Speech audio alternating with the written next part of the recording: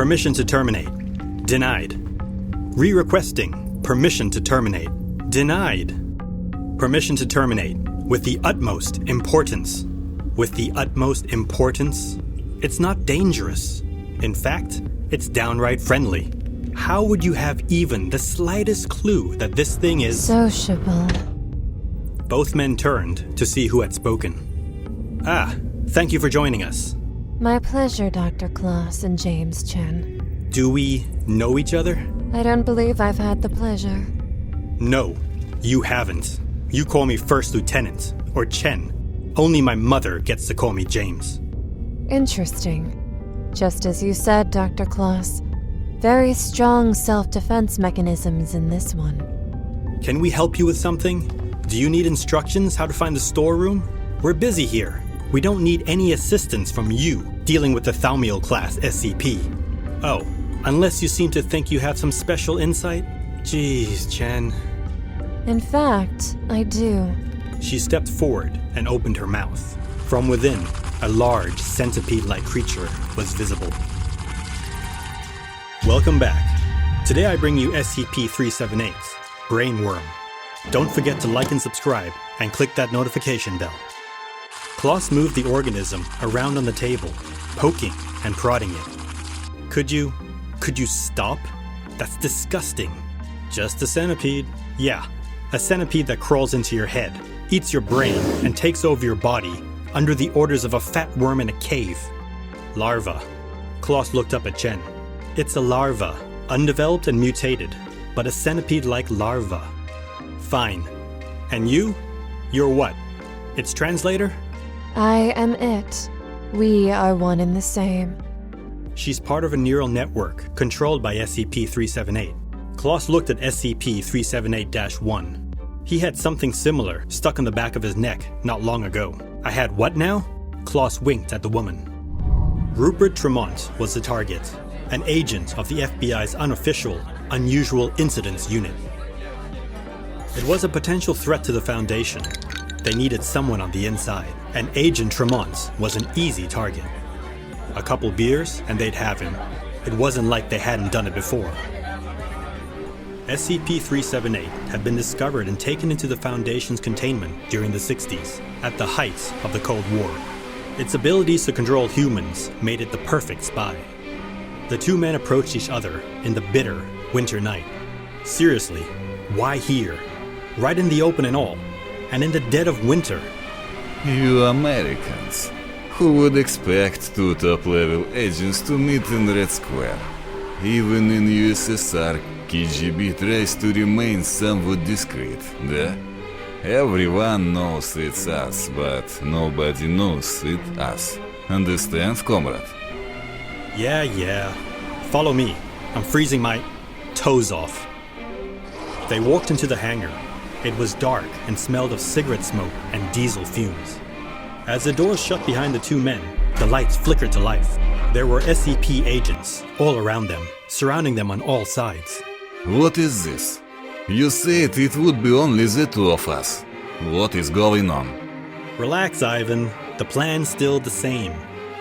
They walked him over to a table in the middle of the hangar. Inside a large vial was a creature resembling a centipede. You see? Nothing to worry about. Remember, you're the double agent here. We're just your friendly American handlers. Da, fine. I still don't understand why so many agents. And this worm is bigger than you say. This will be difficult to smuggle into KGB headquarters. But I have the perfect person to put this little guy into. Good. But I think you're right, Ivan. It is too big to smuggle in, and I have the perfect person too. The agents grabbed him and pinned him to the table. The last thing he saw was that centipede. Ivan walked through the corridor, now completely brain dead and under the sole control of SCP-378. He nodded his head at the man who passed him in the hallway. He turned into a room on the side of the corridor. The placard by the door read. The agents waited in the hangar as the KGB agents, who they referred to as Ivan, came walking back in. On the table, he placed a few rolls of 35mm film containing top-secret information on the new Soviets. Good. Very good, comrade. There's more, yes? Get it. Get all of it. Listen, so this face might be of the man you double-crossed. Do not forget who I actually am. We are on the same side. You will keep up your side of the bargains, yes? Of course. Lisa Martin won't be harmed. Lisa was the leverage. SCP-378's Achilles tendon. For whatever reason, she was his favorite instance, and although it could always make another, it caused it great distress when one was lost. They tried not to use her, but it was always in their back pocket. Their ace in the hole. Get Lisa Martin. Don't you think you're jumping the gun here? We haven't even asked the big old worm whether it'd just do it for the asking. I want leverage. I don't want to wait for it if it disagrees. You know, you can be a truly lovely human being. Sometimes. You signed up for this, remember? The work is the most important factor, not some brain-dead pizza girl whose only purpose in life now is to be our leverage. Chen shook his head. Look, we have Tremont in interrogation. Let's just start there. Bring him to my lab instead. I'll get an SCP-378-A instance and have a word with our slimy buddy. There's no need to threaten us. We acquiesce to your request. The man laid on the table, unconscious and drunk, vomit on his shirt and trailing out from his mouth. This is gonna be a hell of a coup to get an agent inside the FBI's Unusual Incidents Unit. Kloss slowly pried the man's mouth open and dropped the centipede into his mouth. How long does it take before you're in control? Not long. One moment, please. She closed her eyes as if in deep thought, then convulsed rapidly. She opened her eyes. I can't communicate. What? Why? Is he dead? No, I just can't. I don't know, I can't reach him. It's like something's already in there, blocking me. Kloss put the man into the MRI and came back into the control room. Firing it up, let's see just what's going on inside Mr. Tremont's little brain, shall we? The image flickered to life and slowly came into focus.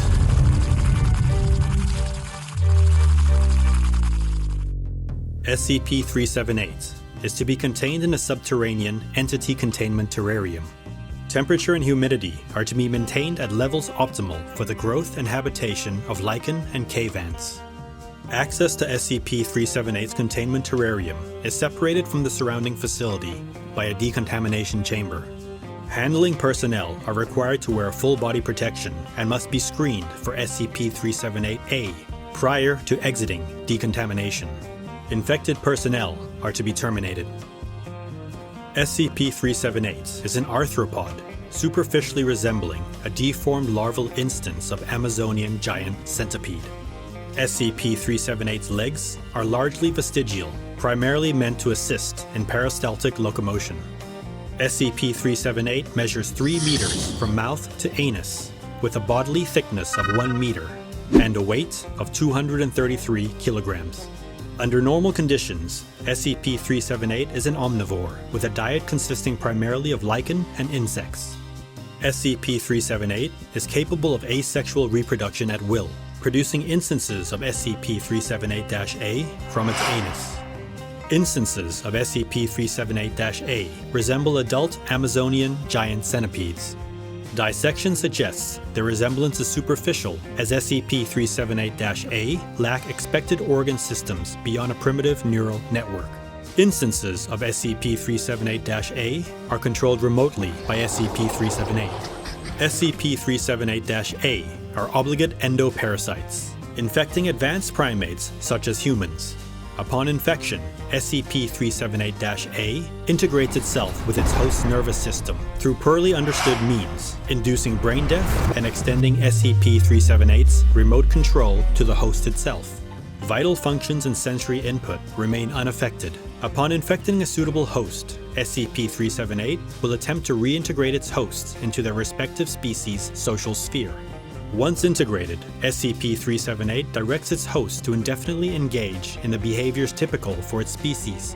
such as communal labor and social recreation. Human hosts prefer environments with a high population density and a robust entertainment scene. The upper limit of active hosts SCP-378 can maintain at any one time is unknown. Upon initial interrogation, SCP-378 confessed to the existence of 26 human hosts. That old pickle again, mind-controlling worms and double crosses. Have some respect, Professor. I am no worm, though I might resemble one. Да, and don't I always help when SCP Foundation asks me? Just be careful when you plan to betray someone. You might just find yourself on the other side of the coin. As always, have a care and remember to subscribe, like, and share, if you would. Until next time, farewell.